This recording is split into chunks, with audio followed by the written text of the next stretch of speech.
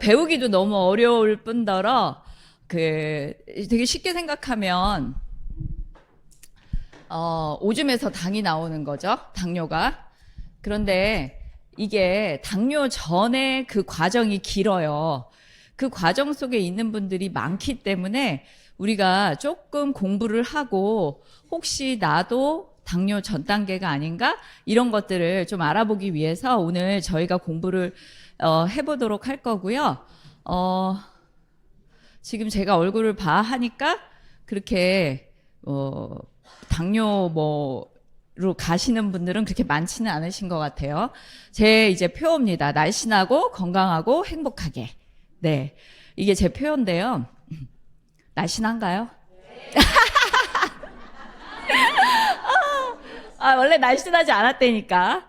제가 여기 와서 저 보신 분 있죠? 저 엄청 뚱뚱했을 때. 우리 리더님, 예, 저 엄청 뚱뚱했었어요. 그러니까 체중이 한 67? kg까지 나갔어요. 67kg까지 나갔었고 88 사이즈 입었었어요. 예, 예. 그러니까 77이 작더라고요. 77이 끼게 되면서 제가 무릎이 아팠어요. 무릎이 너무 아파가지고 이러다가 일찍 죽겠다. 그래가지고 그 다음에 정확하게 공부하면서 디톡스와 다이어트를 실시를 한 다음에 뭐 지금도 그렇게 날씬하다는 아니지만 그래도 좀 핏이 있다라는 말은 듣고 있습니다. 그래서 날씬하고 건강하고 행복하게. 왜냐하면 신영주 리더님이 그 얘기 했어요. 세상에 이쁜 옷은 너무 많다. 근데 내 건 아니잖아. 입을 수가 끼어. 그렇죠? 네, 제가 이 위에 옷이 이게 20년 된 옷이에요. 20년 전에 이걸 입었었다니까요. 근데 한참 못 입었어요. 왜냐면 들어가질 않아. 이 단추를 못 잔 거예요. 근데 지금 넉넉하거든요. 그래서 어디까지 갔었냐면 당뇨 전 단계로 지방간이 심하십니다. 그 얘기를 의사한테 들었어요.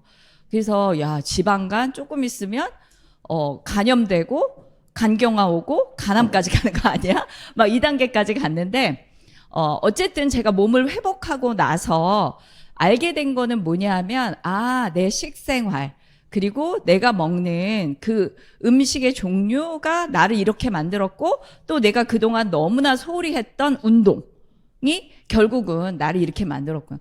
나는 지금 일주일에 3번 이상은 운동한다. 전 다 드실 줄 알았는데, 5번 한다. 맞아요. 이게 지금 아메 미팅장이니까 그래도 이 숫자가 나오는 거예요. 다른 데 가면 지금 이 연령대는 거의 손을 안 들죠.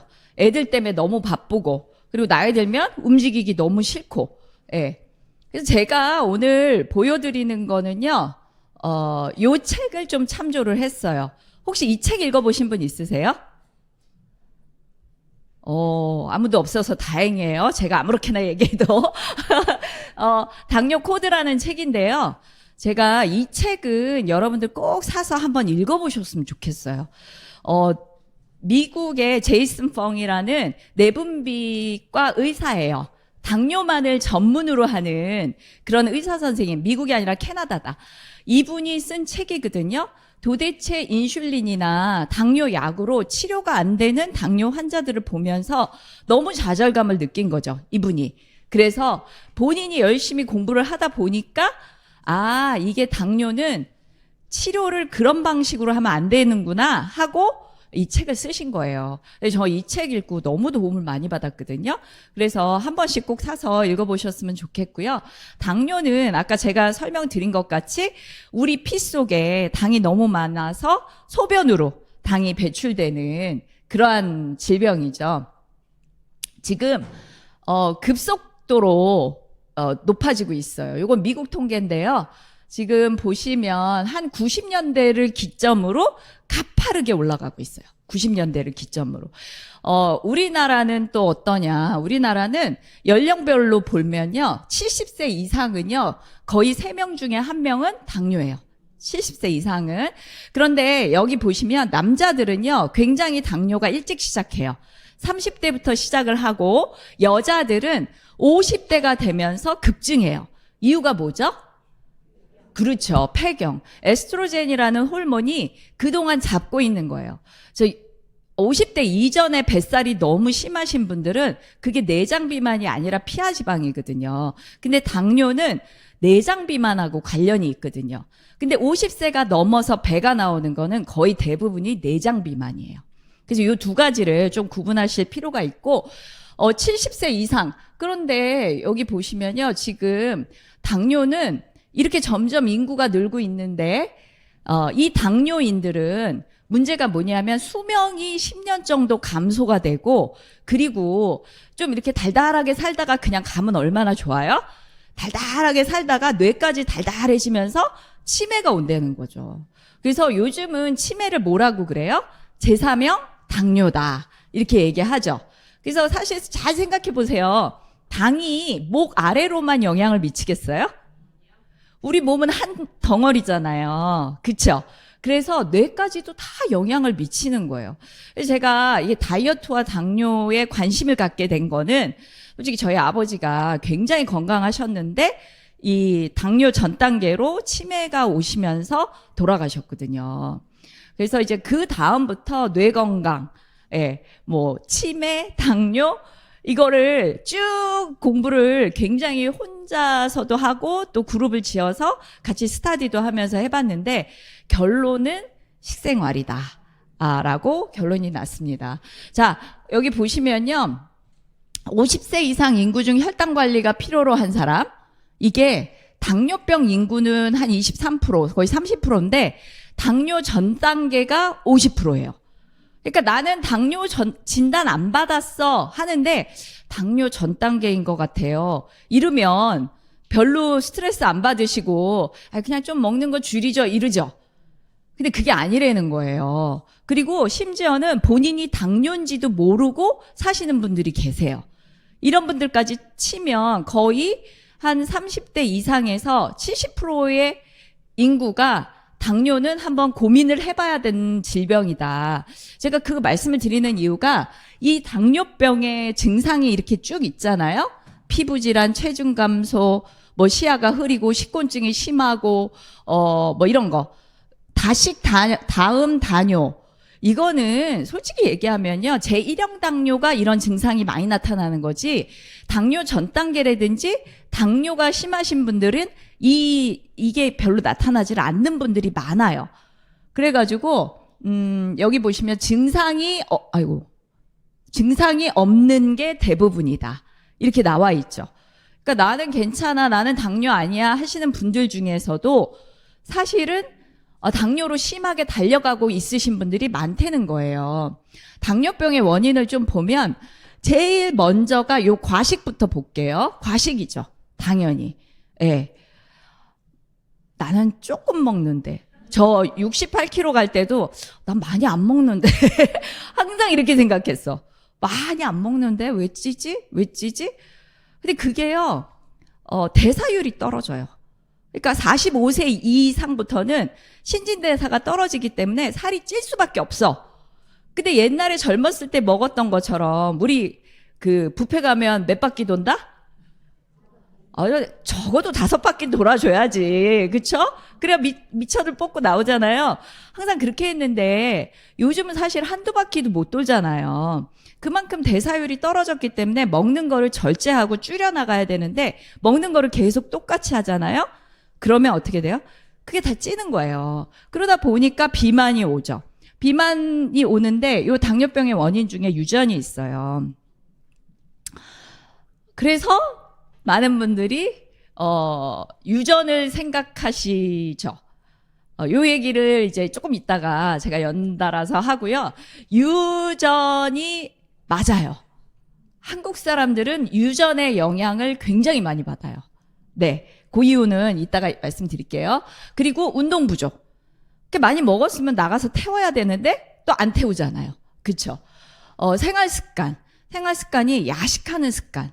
이게 저녁에 여러분들 몇 시 이후는 안 먹어야 돼요?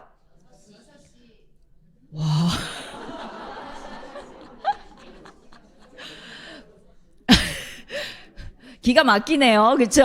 6시 이후에 진짜 안 드세요? 근데, 아닌데 그냥 6시 이러잖아요. 한 7시 이후에는 진짜 제가 비법을 말씀드리면 뭐 실행하시는 분도 있지만 이를 닦으셔야 돼요. 그래서 이를 닦고 입문을 닫아버리셔야 되는데 이를 만약에 안 닦잖아요? 그럼 계속 먹는 거죠. 예. 그래서 저녁 식사 후에 바로 그러니까 남편이 그때 와요. 8시에 와요. 애가 학원에서 그때 오기 때문에 같이 먹어야 돼요. 이거 다 핑계예요. 따로 먹으면 뭐 어때요? 부부간의 금실이 그렇게 좋으셨어요? 아니잖아요. 그러니까 따로 드세요. 따로. 단지 남편이 밥 먹을 때 그냥 옆에 예쁘게 앉아 있으면 돼. 우라통이 터져서 농담이고요. 어쨌든 나는 식사를 최소한 6시에 한다. 그러니까 제가 살 뺄 때 뭐를 했냐면요. 5시에 저녁을 먹었어요. 5시에. 그리고 6시 이후로는 아무것도 안 먹었어요. 네, 근데 그게 처음에는 되게 힘들고 주무실 때 너무 배고파서 힘들어요. 근데 이게 그러니까 다이어트는 공부다가 맞아요. 다이어트를 이제 그러니까 너무 어렵게 생각하시지 마시고요. 그냥 평생 나하고 같이 가야 되는 애. 예, 왜냐하면 너무 힘들잖아요. 건강하게 이제 9988 하다가 234 해야 되는데 그게 안 되면 나중에 여러 사람 힘들게 하거든요. 그리고 일단 내가 너무 어려워. 그래서 여러분들한테 건강하자고 이게 말씀을 드리는 거예요. 자, 생활습관 있고 약물. 우리가 이제 살다 보면 뭐 당뇨 빼고도 많은 약을 드시잖아요. 약의 부작용으로 또 당뇨가 올 수 있고 노화가 되면요. 노화가 되면 얼굴만 늙나요? 얼굴만 늙는 걸로 생각되지만 우리 몸속에 있는 모든 기관이 늙잖아요. 그래서 췌장의 기능도 떨어져요. 그래서 당뇨가 올 수 있어요.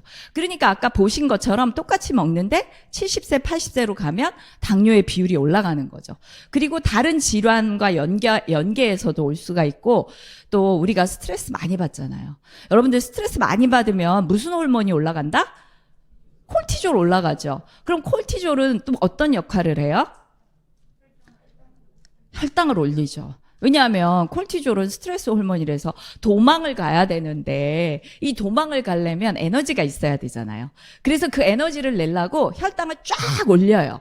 자, 콜티졸이 언제 많이 나올까요? 스트레스 받을 때 말고. 낮에. 네. 밤에 콜티졸 나오면 밤에는 멜라토닌이 나와야죠. 그쵸? 멜라토닌의 원료는 세로토닌이죠. 세로토닌은 언제 나온다? 언제 만들어진다? 아침에 햇빛 볼 때. 아침에. 그래서 무조건 7시 눈 뜨자마자 바이크 타시는 것도 좋고요. 밖에 나가서 5분 동안 산책하시면 하루에 쓸 세로토닌이 쫙 만들어진대요.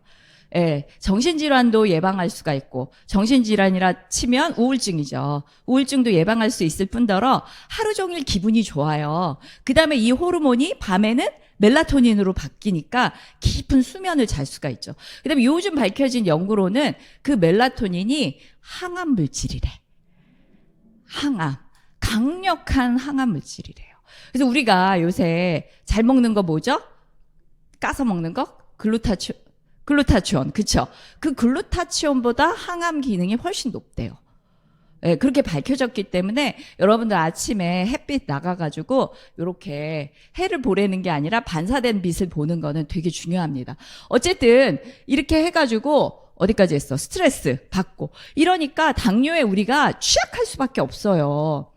그런데 이제 당뇨가 무서운가요? 어떤 의사 선생님 강의를 들으니까 피가 달달하게 그냥 살면 되는데 그게 무서운 게 아니라 이 당뇨로 인한 합병증이 무서운 거다. 그래서 당뇨 질환이 걸리고 난 다음에 한 10년 정도 되면 이 중에 여러 가지가 나와요. 일단은 뇌 심혈관 기능. 그래서 혈압이 올라가죠. 그쵸? 왜냐하면 인슐린이라는 호르몬은 우리 혈압을 잡아주거든요. 근데 그걸 못하니까 고혈압을 올라가고, 그 다음에 망막 질환 다 오죠. 그러니까 눈이 침침해지는 거예요. 각종 망막성 질환으로 심지어는 실명까지 오게 되는 거죠. 그리고 여기 보시면 자율신경병증이 생긴대요. 그래서 소화도 잘 안 되고, 예, 구토, 구역까지 나오고요. 생식기, 성기능 장애, 이런 것도 당뇨로 올 수 있고, 여자들은 음부 가려움증, 이런 것도 올 수가 있고, 그 다음에 이제 발은 많이 들어보셨죠? 발 썩어가지고 이렇게 잘라내는. 미국에서는 오른발을 잘라야 되는데 잘못 알고 왼발을 자른 거예요. 그런 의료사고가 꽤 쏠쏠하게 있어요. 여러분들이 모르셔서 그렇지.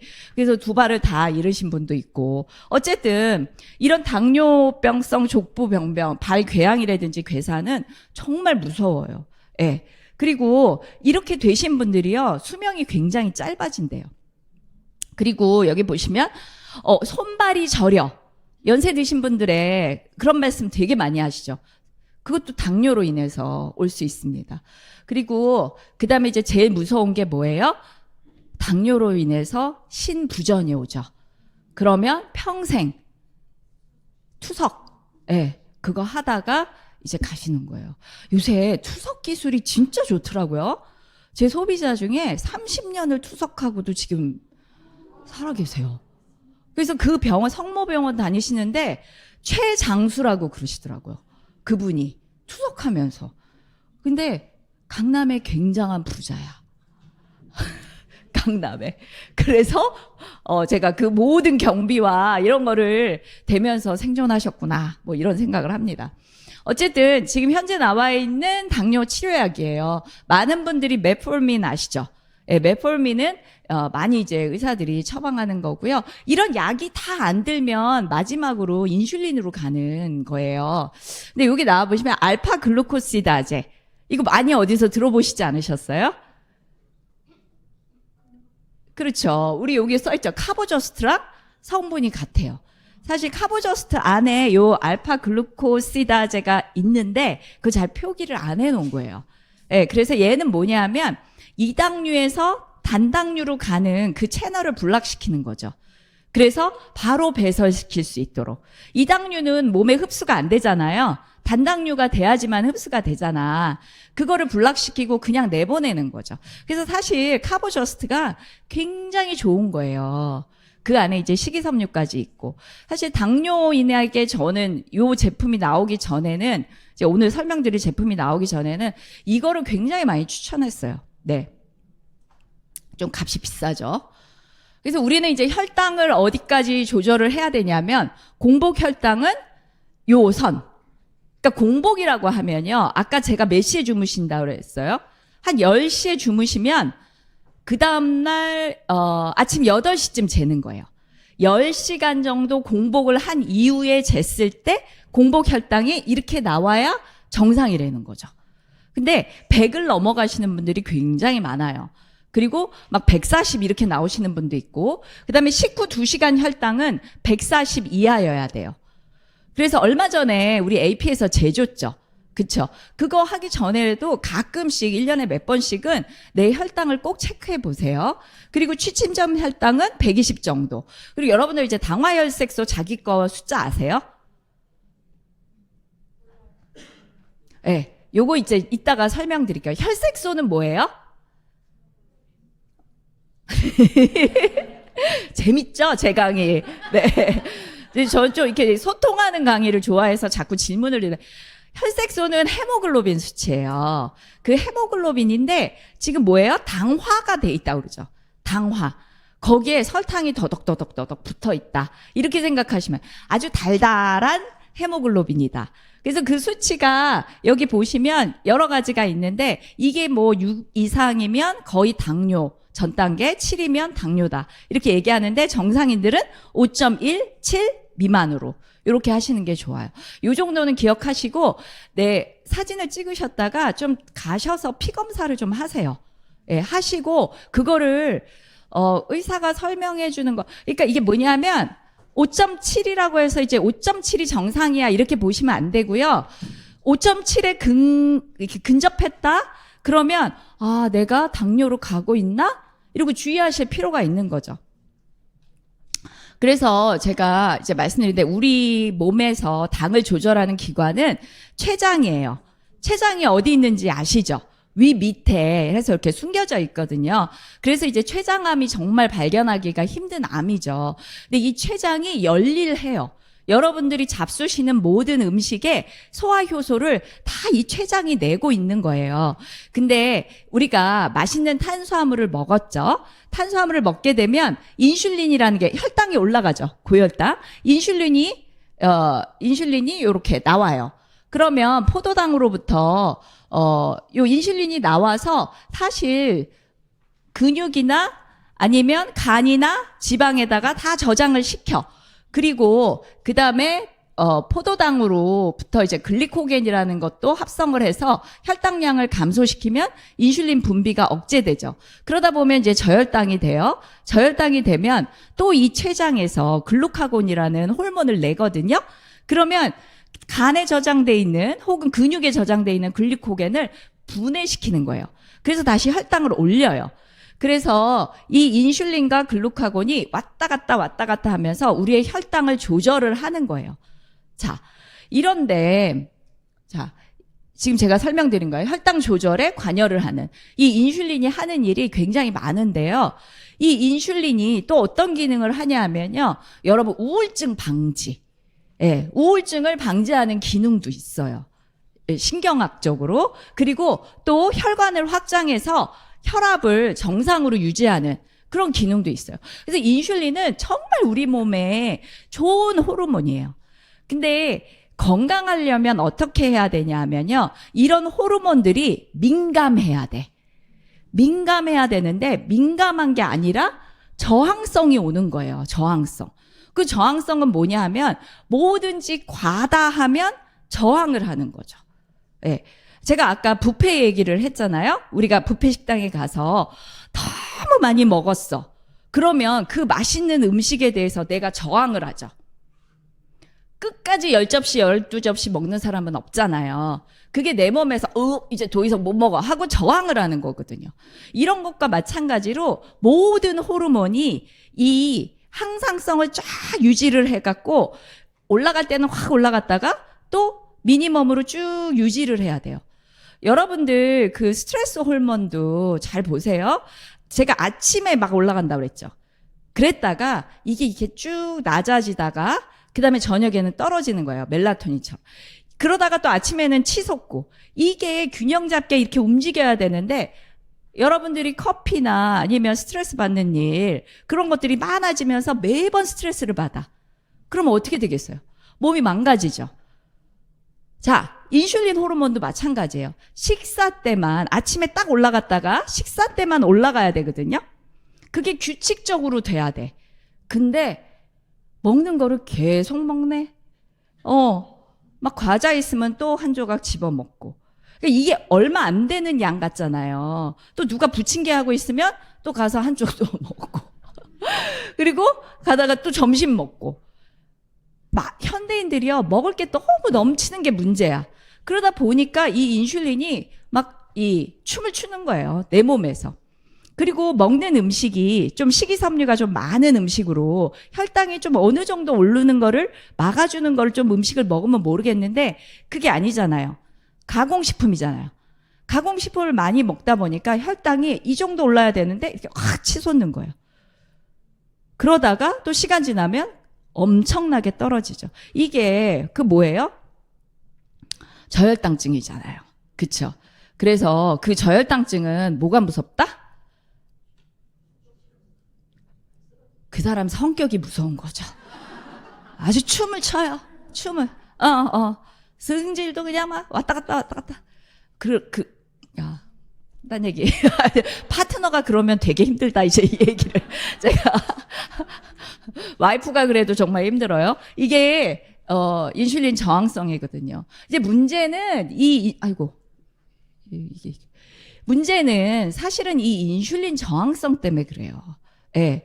저항성이 생기기 전에 우리가 요거를 조절을 해야 되는 거예요.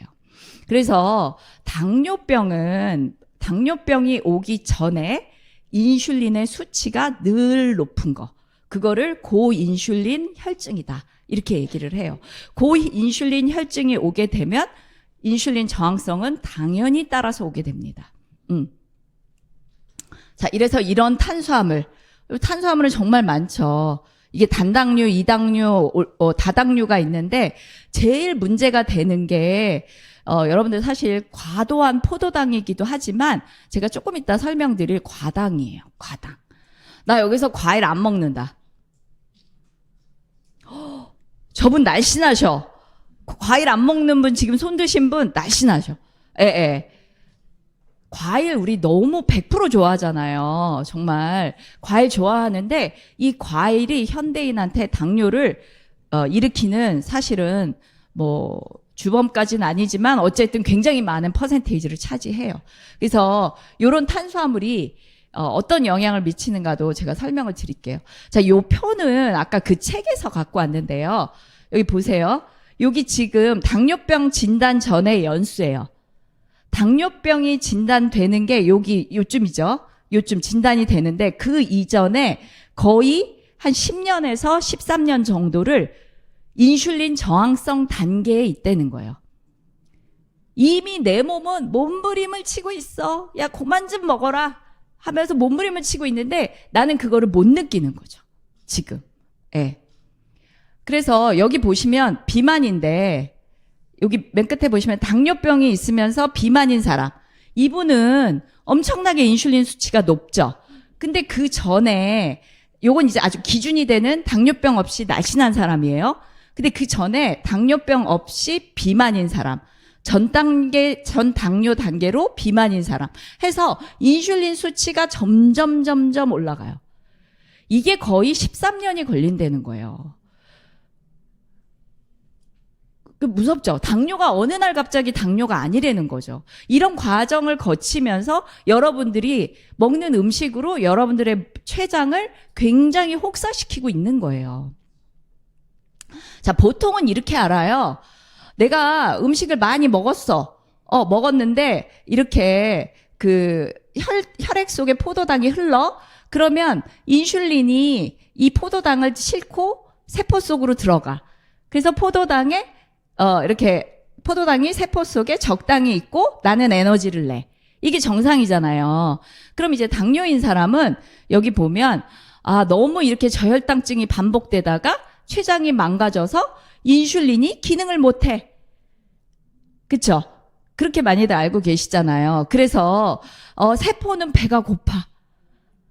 세포는 배가 고프고 근데 혈액 속에는 포도당이 넘쳐. 그래서 그거를 오줌으로 배출하는 거야.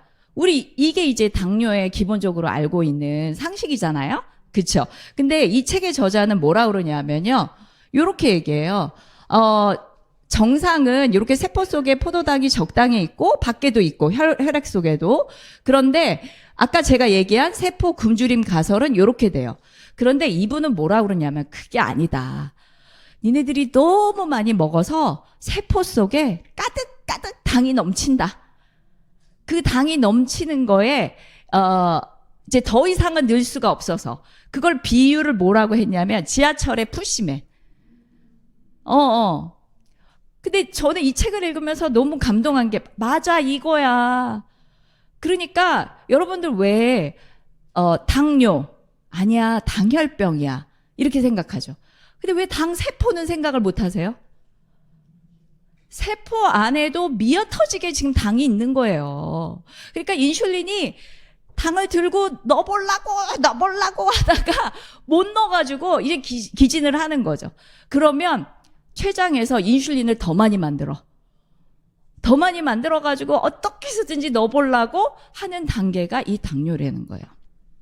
무섭죠? 그래서 여기 보시면 세포 내에 이미 많은 당이 차고 넘친다. 혈액 내에 있는 혈당이 인슐린이 있어도 세포 내에 들어갈 자리가 없어. 우리 마지막으로 지하철 한번 타보려고 엉덩이를 디밀지만 더 이상 못 들어가는 거하고 똑같은 거예요. 따라서 혈당이 높아 췌장에서 지속적으로 인슐린은 나오지만 들어갈 수가 없는 상태가 된다. 인슐린은 지하철 푸시맨처럼 세포 내로 당을 밀어 넣다 이제 포기가 되는 거죠. 자, 이럴 때 간이 되게 먼저 이제 피로감이 오는 거예요. 제일 먼저 간에다가 엄청나게 글리코겐으로 당을 쌓아서 밀어 넣거든요. 근데 그게 다 차고도 밀어 넘치면 간에서는 무슨 일을 하냐면 이 당분을 지방으로 바꿔. 그래서 지방간이 되는 거예요. 근데 지방간으로도 꽉 찼어. 여러분들 CT나 이런 거 찍으면 간이 허옇게 나와요. 제가 그랬거든요. 제가 그 사진을 보고 너무 놀랐어요. 와, 내 간이 이렇다고? 완전히 푸아그라네? 예, 이 생각을 했거든요. 그래서 이게 그렇게 밀어 넘치다가 이제 간이 그 지방을 배로 넣어. 그게 복부 비만이 되는 거예요. 내장 비만이. 그러다가 어디까지 가냐면요. 나중에는 췌장까지 밀어 넣어. 예, 그래서 지방 췌장이 되면 그때 췌장이 망가져서 기법. 완전히 포기. 예, 이게 제1형 당뇨로 가는 길이에요. 그러니까 자, 신이 우리의 췌장과 인슐린을 적절하게 만들어놨는데 어쩌다가 미쳐가지고 미친 인슐린이 이거 일을 제대로 못하는 거 아니야? 이렇게 생각했었어요, 옛날에. 근데 이 의사 선생님의 이 설명이 너무 공감이 되더라고요. 왜냐? 내가 그 전에 너무 많이 먹었거든. 그래서 결국은 왜 지방 간만 돼요? 지방 췌장은 왜 안 되냐는 거죠. 모든 장기 속에 지방이 침투해가지고 살찌는 단계까지 가는. 이게 진짜 무서운 거라는 거예요. 제 얼굴들이 지금 다 공포로 가득 찼어요. 너무 재밌죠? 진짜 이 책 한번 사서 읽어보세요. 야, 진짜 당 조절해야 되겠구나. 너무 느끼실 수가 있어요. 근데 조금 어려워요. 그래서 스타디를 하시는 게 좋아요. 그래서 인슐린 저항성을 조기 진단하는 게 너무 중요하죠. 그러면 이런 질병을 예방할 수 있다. 인슐린 저항성이 모든 이런 성인병의 근본이 된다는 거예요. 우리 그전에는 이 밑에 뭐가 있었어요? 비만. 그쵸? 근데 비만이 되는 이유는 인슐린 저항성 때문이다. 자, 그래서 요즘 당뇨 검사를 하면요, 이렇게 수치를 내줘요. 공복 시 혈당만 나는 게 아니라 당화 혈색소 물론 해주고, 그 다음에 인슐린 수치를 재줍니다. 그래서 여러분들이 그 인슐린을 보고, 5.7 이하인가? 뭐 이런 거를 체크를 좀 하셔야 돼요. 여기 보시면 4부터 16 돼 있죠. 그래서 사실은 의사들이 한 10 이하를 되게 추천을 하는데, 여러분들이 좀 잘 보시고 하시면 좋아요. 이거 이 계량에 따라서 조금 달라요. 그러면 내가 이런 인슐린을 재러 지금 병원은 못 가고 이 저항성이 있나? 이거를 좀 체크하는 넘버 원. 이게 뭐냐 하면 바로 뱃살이죠. 네, 여러분들의 뱃살. 네, 이 뱃살이 85cm 이상이다. 남자는 90cm. 남자랑 여자랑 별 차이 없네요. 어쨌든 그러면 나는 인슐린 저항성이 시작됐다. 이렇게 생각하시면 돼요. 네. 다 옆에 사람 배만 보고 있는데, 자, 정확히 알고 싶다. 그러면 지방간, 초음파 검사를 통해서 지방간 검사를 하시면 되겠죠. 그래서 요즘 당뇨, 이거 최신 연구인데요. 당뇨 치료는 체중 감소다. 라고 아예 결론이 나왔습니다. 근데 더 놀라운 사실은 제약회사에서 당뇨 환자들을 대상으로 체중을 감소시킬 수 있는 치료제를 개발 중이다. 대박이죠. 자, 표준 체중 너무 중요해요. 우리 BMI 하죠. 예, 그 표준 체중을 여러분들이 딱 기억하셨다가 그 체중을 유지하려고 노력하시는 게 되게 중요하고요. 체중이 중요하지 않다는 거는 우리 너무 공부 많이 해서 알죠. 그래서 여러분들이 반드시 매장에 가셔서 인바디를 재셔야 돼요. 인바디를 재시면 내 안에 있는 내장 지방률, 그 다음에 체지방률이 다 나오죠. 이거를 25 정도로 낮추시는 게 제일 좋죠. 안 되면 앞에 숫자만이라도 좀 바꿔보는 거죠. 2자로. 우리 거의 다 3자잖아요? 3자 맞잖아. 아니에요? 예, 네, 요 2자로 좀 바꿔보려고. 최소한 29, 28은 해보자. 이러면 되게 좋아요. 진짜 마른 비만이 더 무섭거든요. 그리고 이제 내 안에 있는 지질 이런 것도 좀 고쳐보시고요. 그래서 탄수화물을 되게 주의하는 거 너무 좋은데 제가 보너스로 이거는 넣었어요.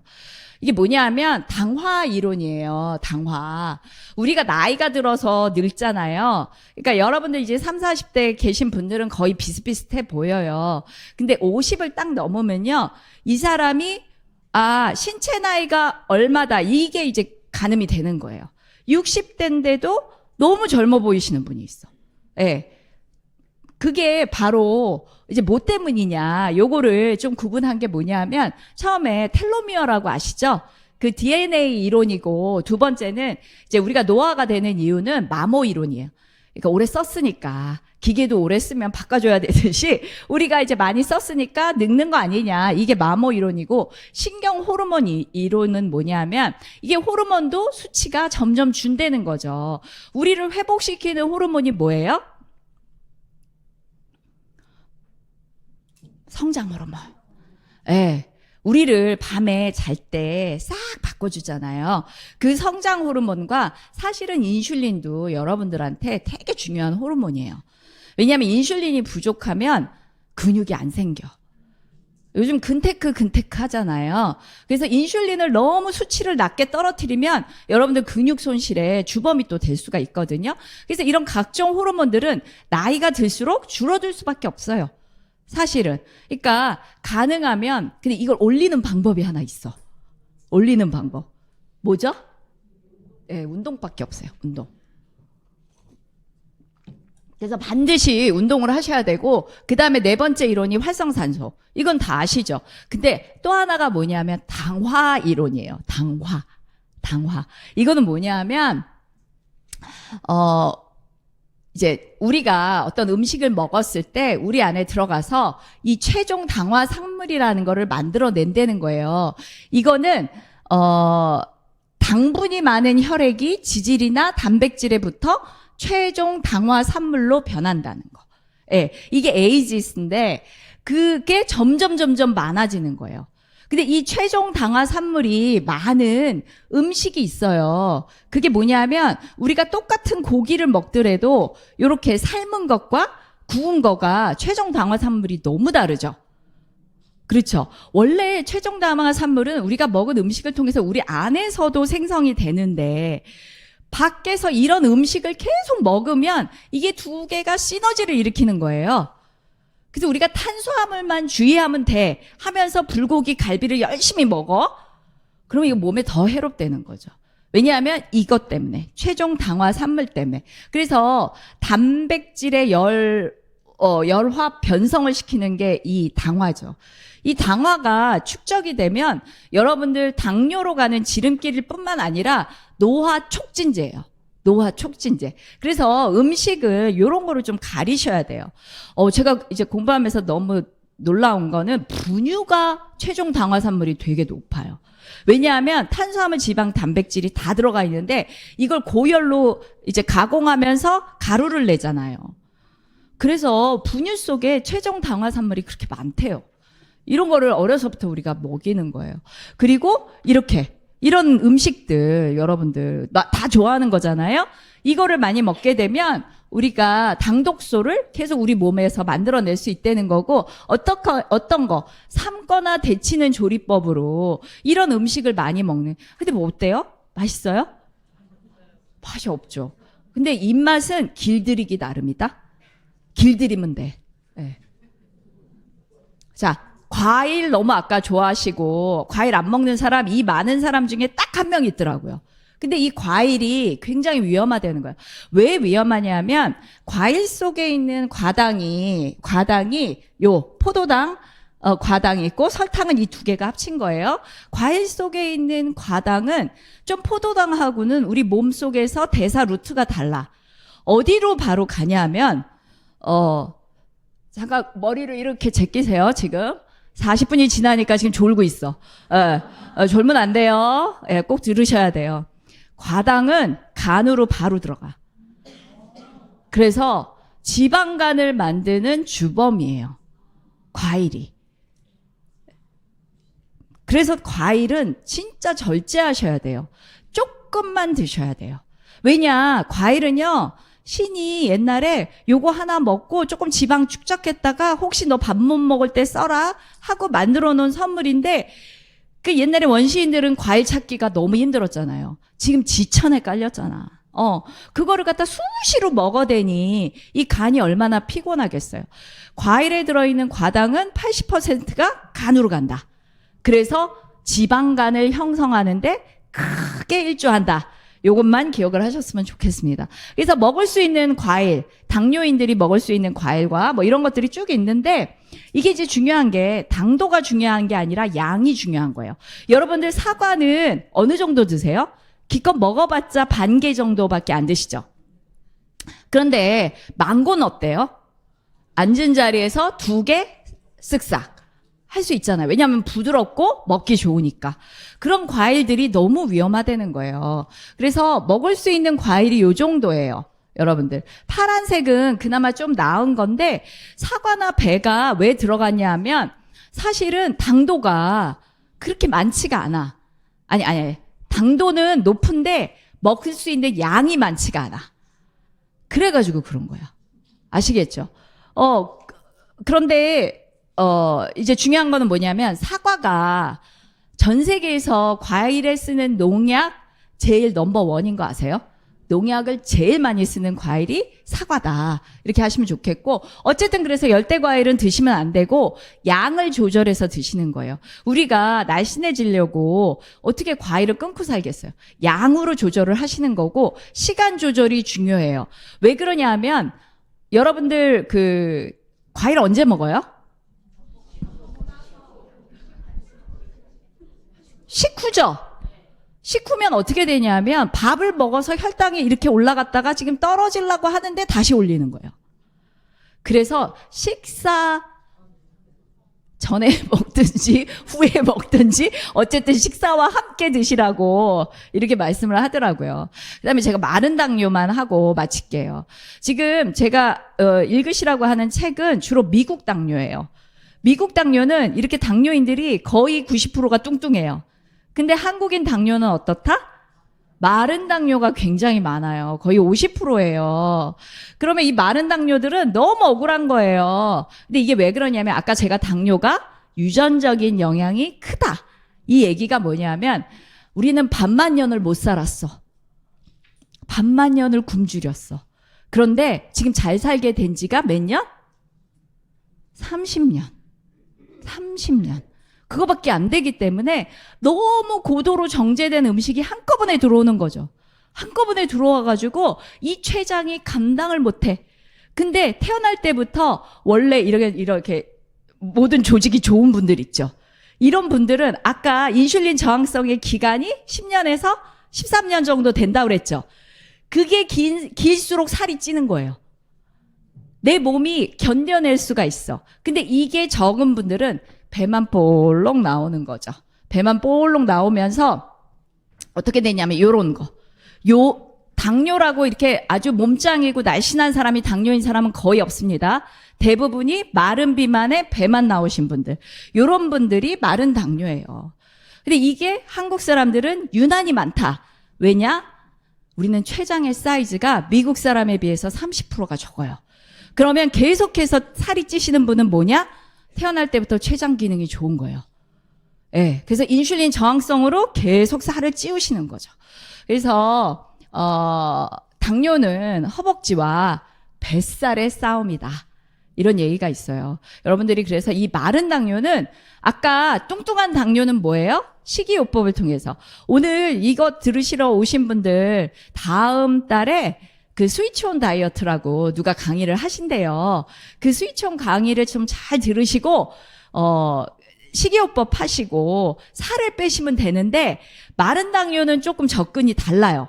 마른 당뇨는요, 음식을 너무 조절을 해버리잖아요. 그러면 저혈당증이 와서 죽어요. 잘못돼요. 그러니까 이런 분들은 어떻게 하냐면 근육을 늘리셔야 돼. 예, 그래서 허벅지의 두께를 이렇게 늘리시는데, 여기 보시면 비계만 잔뜩 있고 이쪽은 근육이 잔뜩 있죠. 이런 식으로 늘리시는 거예요. 너무 준비한 게 많아가지고 우리의 제품을 못했네요. 죄송합니다. 다음 기회에 하도록 하겠습니다. 네?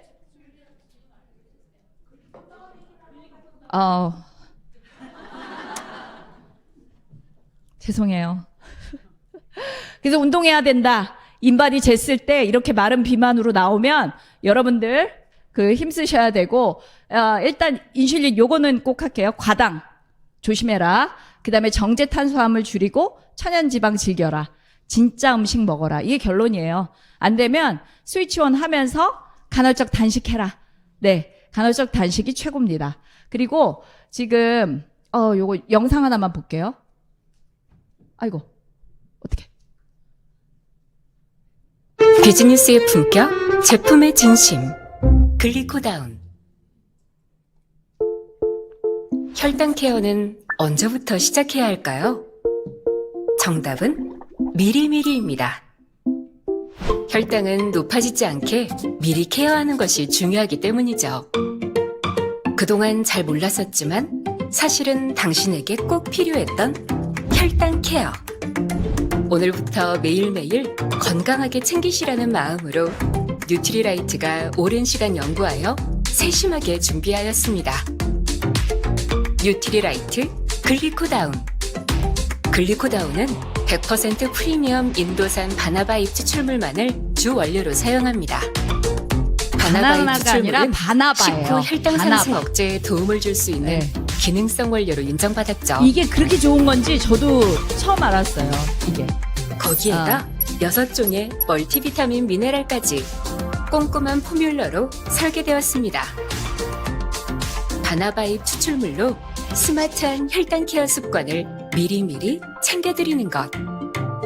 글리코다운의 진심입니다. 글리코다운. 그러니까 이 강의를 듣고 가시면 내 혈당 관리 해야지 하는데 또 빵 짚고 있잖아요. 그러신 분들이 정말 내 의지가 못하는 거는 과학의 힘을 빌리시는 거죠. 그 제품이 바로 이 글리코다운입니다. 그래서 굉장히 꼼꼼하게 뉴트릴라이트에서 바나바 잎 추출물만 다 들어가 있는 게 있는데 그거과 거의 동량의 바나바 잎 추출물 플러스 각종 비타민, 미네랄들이 들어 있습니다. 네. 그래서 혈당 상승을 억제하고요. 또 좋은 게 이게 체지방도 감소시켜. 네. 그래서 두 가지 기능이 있는 거예요. 더블. 얼마나 좋아요? 아울러서 인슐린 분비를 좋게 하는 각종 미네랄도 들어있고요. 인시투라고 갈조류 2종도 같이 들어가 있다고 그래요. 그래서 섭취 대상자는 요거죠. 평소 당 탄수화물 절대 못 끊으시는 분들. 이런 분들. 거의 우리 다 아니에요? 진짜. 그래서 요거를 하루에 2알만 딱 식전에 드셔야 돼요. 밥 다 먹고 난 다음에 드시면 안 돼요. 이렇게 하시면 너무 좋습니다. 그리고 제가 정말 강조하고 싶은 게 이거예요. 식이섬유. 여러분들 이거 꼭 봉투를 이렇게 좀 들고 다니면서 밥 먹기 전에 조금씩 드세요. 그러면 정말 혈당 관리에 좋고 제 다이어트의 비법은 바로 이 파이버 피치였습니다. 네, 감사합니다.